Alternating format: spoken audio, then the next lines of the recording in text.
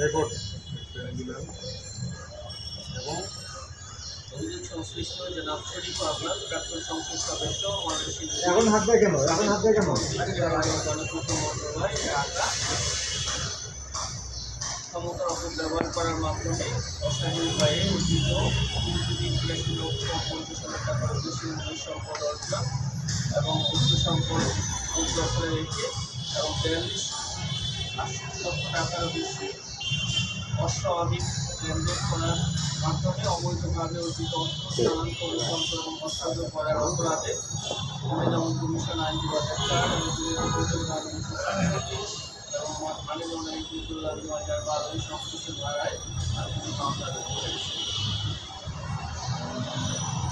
অভিযোগ সংশ্লিষ্ট জনাব শরীফ আহমদের সাথে সংশ্লিষ্ট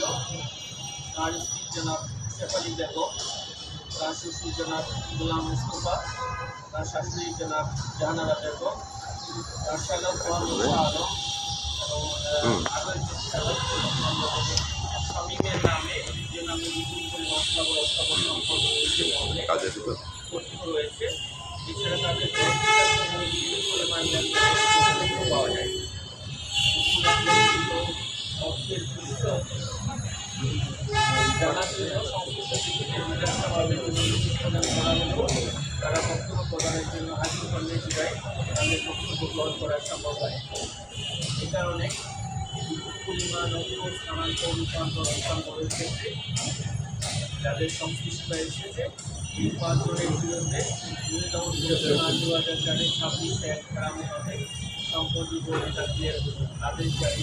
সুপারিশ আপনাদের ধন্যবাদ।